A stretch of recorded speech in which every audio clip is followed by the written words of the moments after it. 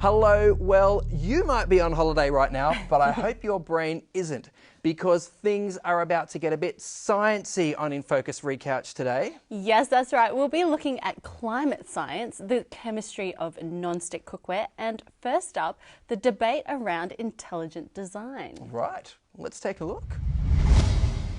It's one of the most difficult ideological battles for Christians today. The Bible says God created the earth in 6 days, but since the mid-1800s, the theory of evolution has grown in stature until it is fact in the minds of many. Here to give us a brief glimpse into where the current debate is up to is Dr. Mark Harwood from Creation Ministries International. Welcome, Mark. Thank you, Danielle. It's great to be able to come here. Fantastic. It's certainly good to have you here with us in the studio.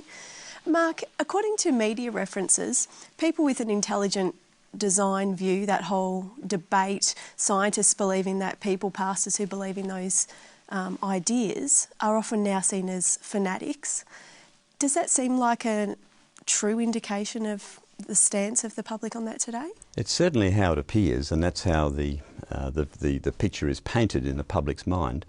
But I certainly don't think I'm a fanatic, because basically what this is really about is about different belief systems.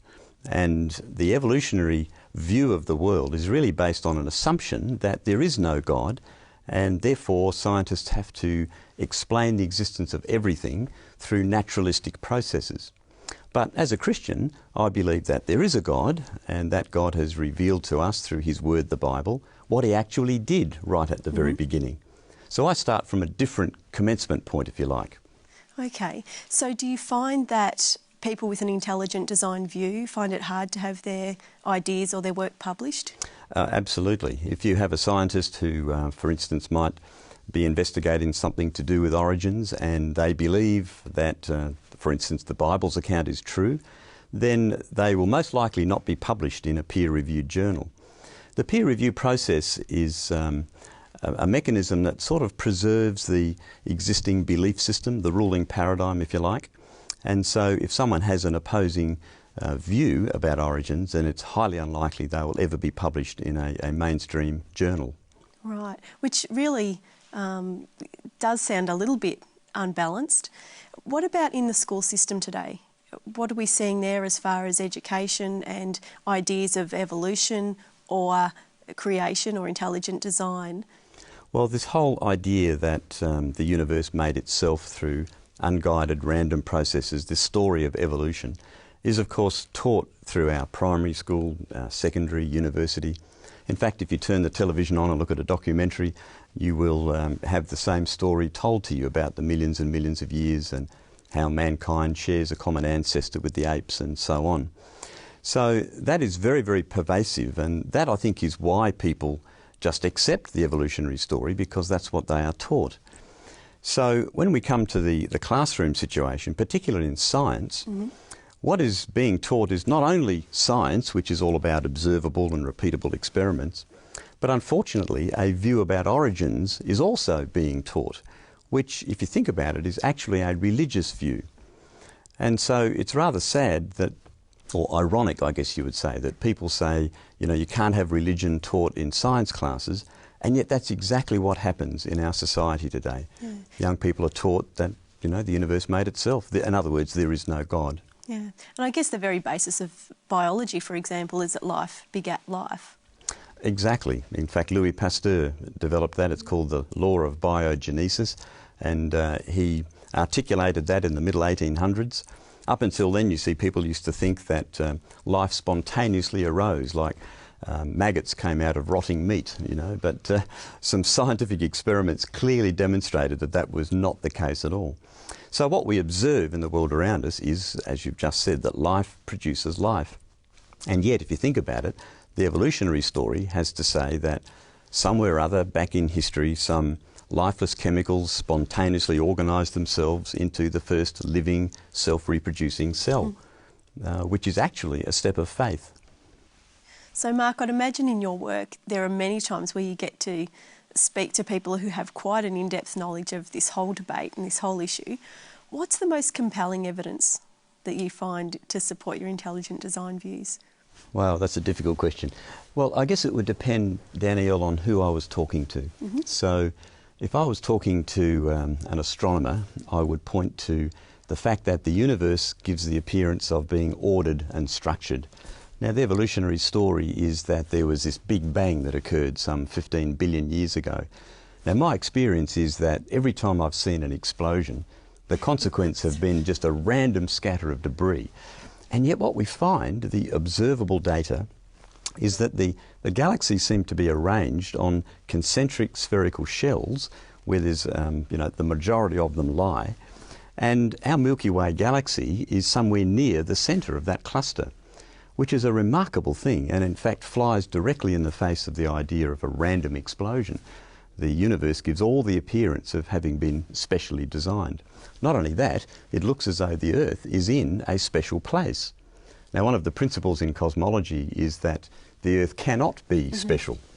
And if you think about it from an evolutionary point of view, if the Earth was special, that is a real problem because it looks like it might have been created. And if it was created, then perhaps there's a God. And if there's a God, then perhaps I'll be held accountable for how I have lived my life. Right. And so people reject the very notion that there has been a God. So from an astronomy point of view, I would point to structure on a large scale in the universe. If I was talking to a geologist, I would look at the evidence we see in the rocks all around the world of rapid processes. The Bible talks about a catastrophic global flood called Noah's flood in Genesis 6, 7 and 8. Yeah. 3 whole chapters devoted to it. And when we look around us, we see evidence of rapid processes in geology, not slow and gradual. Now, the slow and gradual things are happening because we can observe those, but the best explanation for the large-scale geological features that we see in the world today is catastrophe, rapid processes, consistent with the Bible. Now, of course, this doesn't prove the Bible, but what it shows is that the evidence in the world around us is consistent with what the Bible says. And as I mentioned before, I believe this is God's Word. And as such, it gives us an eyewitness historical account of what actually happened right at the beginning. Yep. And finally, if I was talking to a biologist, I would just point to the staggering and amazing intricacy of a living cell. You know, when a molecular biologist peers through his microscopes and looks at electron microscope images of the incredible machinery of a living cell, Yeah, it's quite amazing. It absolutely, isn't it? What he sees is the handiwork of God's creative power right there. But above all, he sees information packed into the DNA of every living thing. You know, it's interesting that information only comes from a mind. So somewhere or other, all of those coded instructions that make that living organism, whatever it is, must have come from a mind. Yeah, and I think that's the whole thing that we see around us, isn't it? In all of those areas, biology, geology, is the intricacy of creation. That's and right. Mark, you know, I would love to spend an hour with you. Unfortunately, time's got away. But thank you for sharing with us today. Can people contact you via a website? Absolutely. We have a website. It's called creation.com. Very simple to remember. We also have a magazine that we publish on a regular basis 4 times a year. These are the 2 most recent editions that have come out. And we encourage people to get hold of the magazine because it has articles in it which are at lay level. You don't have to be a scientist to understand them. And it's just a very valuable, timely reminder of the wonder of God's created universe. Thank you for being with us, Mark. You're welcome. Thank you, Thank Dan. you. You know what, Ken? Even if someone watching that interview disagreed totally with what Dr. Mark Howard was saying, they couldn't, they'd have to admit that he wasn't some kind of wild-eyed fanatic. Yeah, he didn't come across like that at all. No. I found him, very calm, very measured. But he was dealing mostly with pretty general stuff, though. True. Which made me think, well, what about the specifics? And something I actually stumbled across the other day just blew me away. You know those nasty box jellyfish you get? Oh, yes. Yeah, Yeah, far you north can't even go Queensland. swimming at the beach at some Oh, yeah, I know. They're nasty little critters. But apparently their eyes have corneas and lenses and even retinas, so a lot like our eyes. Yeah. So that just blew me away because I thought, well, how could something as complex as an eye evolve twice? I mean, I don't think it could evolve once, really, but twice. Yeah, that's crazy. And it's not like they're related to us on the evolutionary tree, is it? Yeah, well, exactly. Well, anyway, time's running away with us. Let's go to an ad break now. Food in Focus is coming up straight after these messages.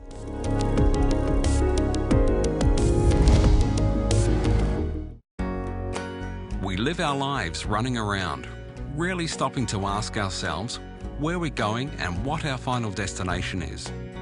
In the end, our lives become little more than routine. Step beyond and discover a path that offers comfort, love and hope. Visit hopeoffer.com/step beyond or call 1300 300 389 for your free copy today. We're going to start with some soybeans. Use some chickpeas, an onion, you have a teaspoon of salt, slice some tomatoes, slice some cucumber, some red onion just to give it a bit of freshness. So just make little falafels like this. They just smell amazing. Let's make our tahini dressing. Let's get in some tomatoes, cucumbers, some falafels. Drizzle some of this lovely dressing. All you need to do is roll it up and you've got a delicious lunch for your family.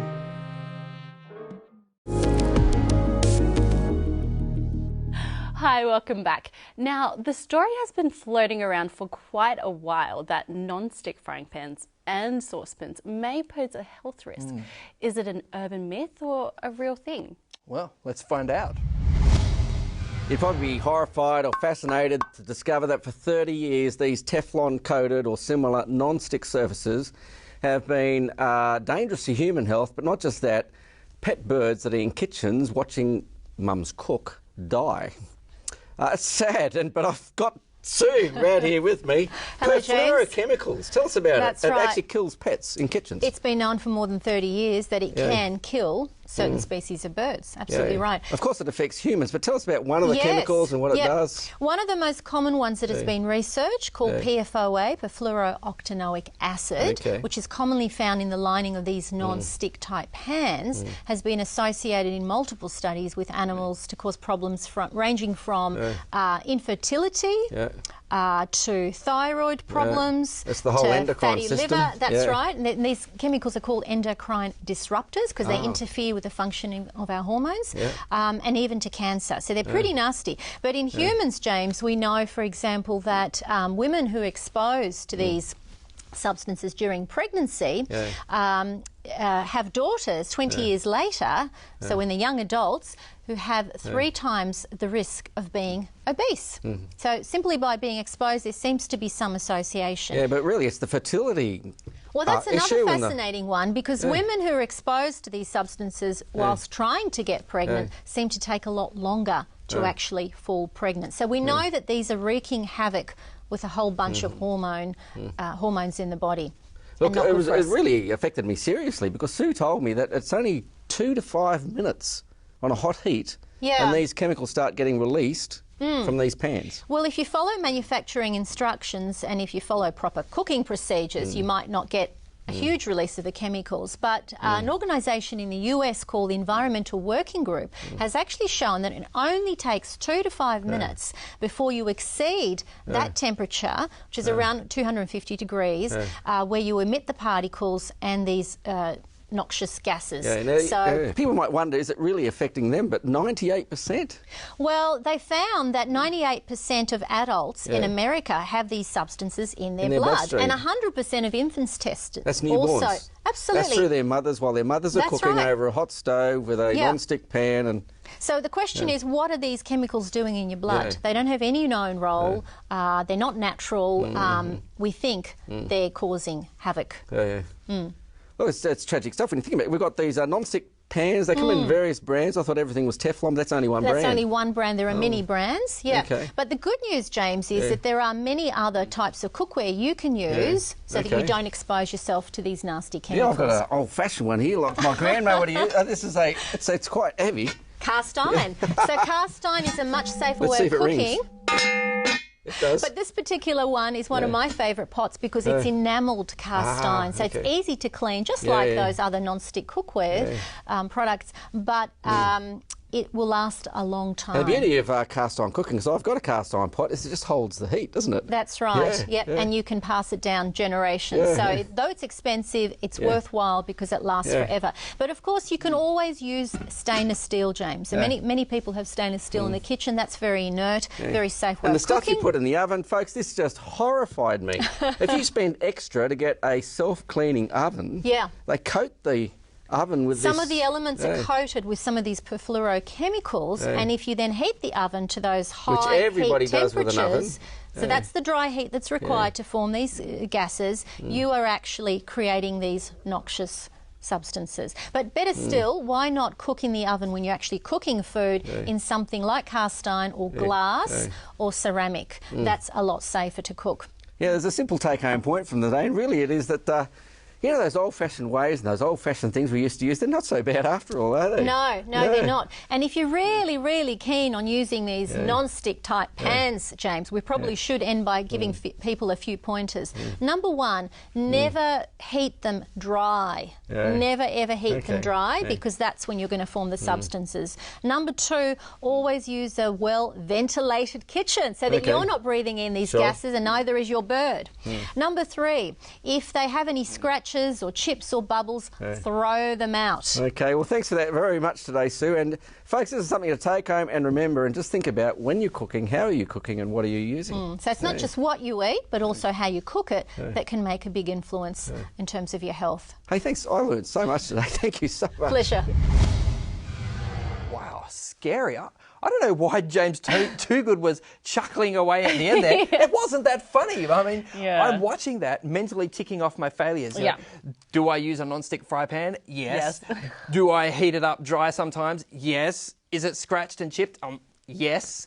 Oh, yeah, it's scary, but it's not like you're going to drop dead on the spot or anything. But it looks like these kind of hormone disruptors or whatever can have a long-term effect, and even on your kids. Well, look, again, scary.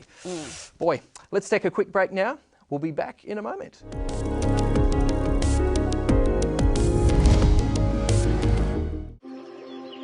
Father, I can't connect the dots through the little that I understand. What words can I say to reach you? How can I know that you are there, listening, hearing, caring? My words are broken, weak, and powerless. But I know your power is limitless. What can I say?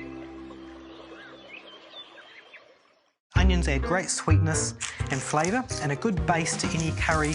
Going to add some ginger, some garlic. Look at that, nice and chunky. So we've got our spices, gives it kind of a Sri Lankan feel. Add some tomatoes, tomato paste, some honey. Roasted vegetables in these kind of dishes are always great. But we add some creaminess to it. And that dish is now finished, ready to hit the table. I'd recommend you to give it a try, and it's so easy. Planning your future can be a daunting task. What you want to do, who you want to be, and the road ahead can often be unpredictable. No one really knows what the future holds. Avondale. It's education designed for life. Hi, welcome back. We're going to keep the science theme going this week by taking a look at an interview you did, Kent, with the chair of the Australian Religious Response to Climate Change. Oh yes, from 2013, but still very relevant, I'd say.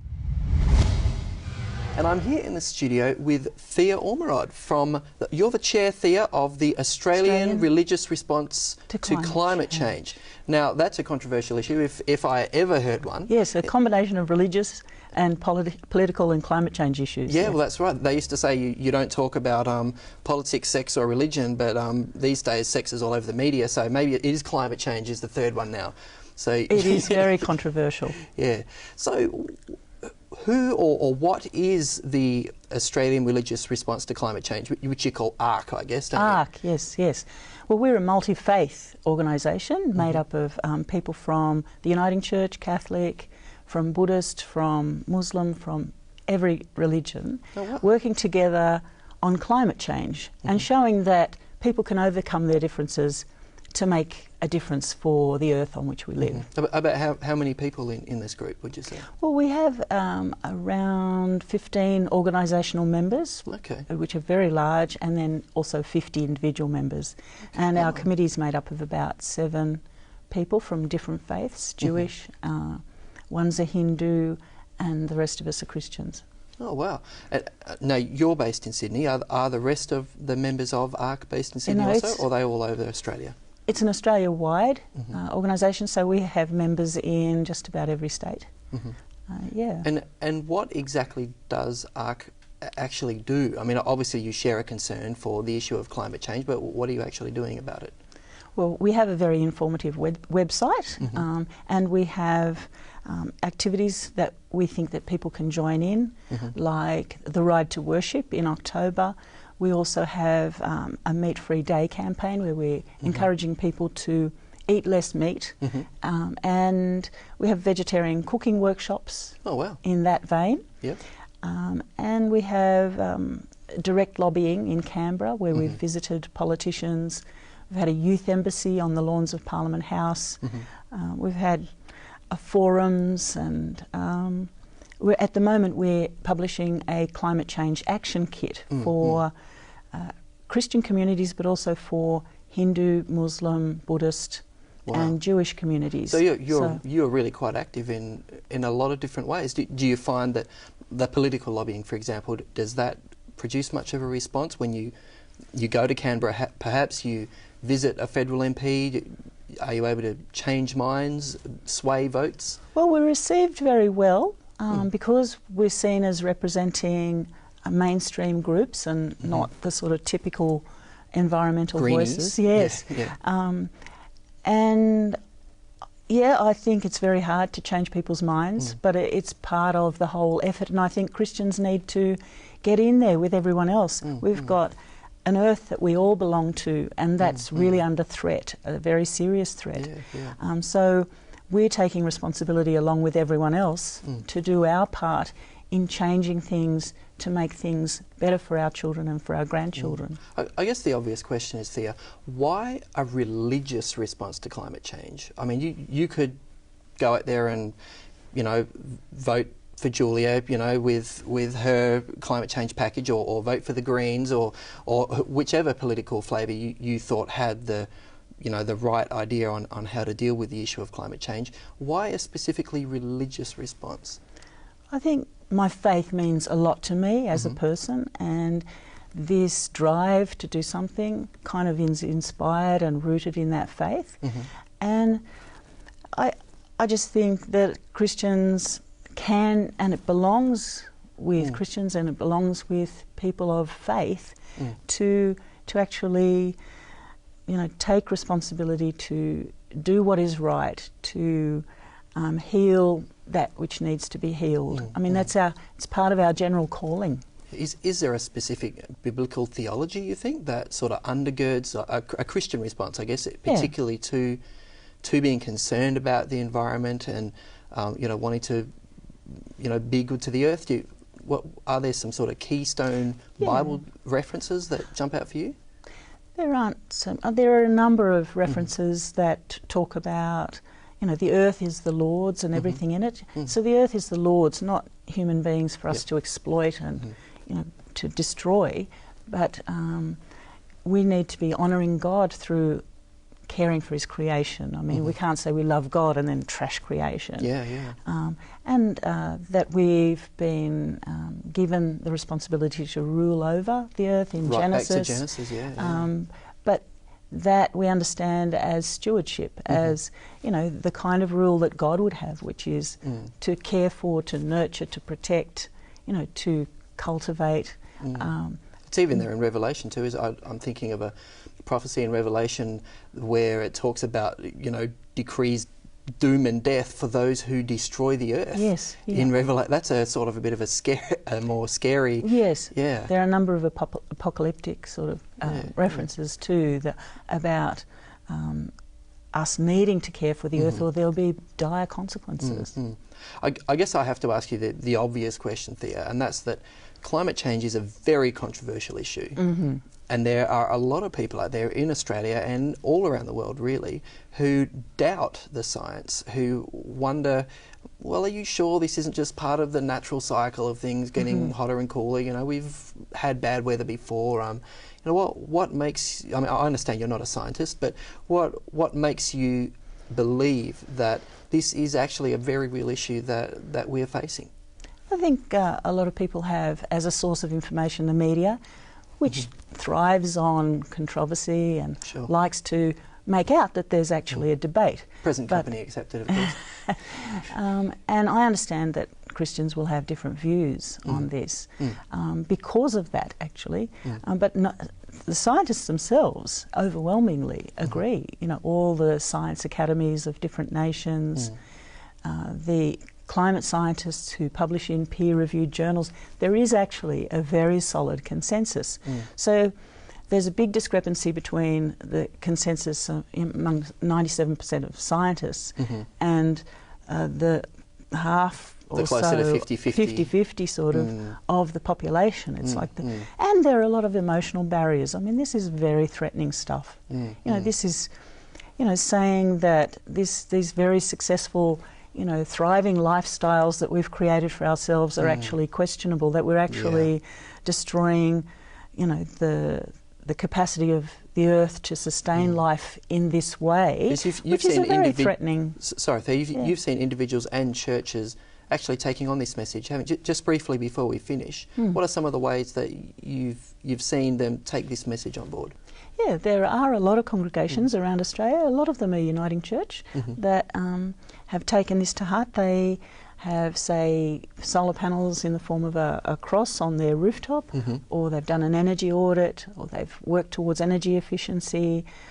They might have a community garden or recycling, or they actually do political lobbying their local member. So, yeah. So many things you can do. There are a lot of things you can do, and we'll have them in our Climate Change Action Kit, which will be available online to anybody. It hasn't been published yet, but will soon be online at that website. Well, thanks so much for your time today, Thea.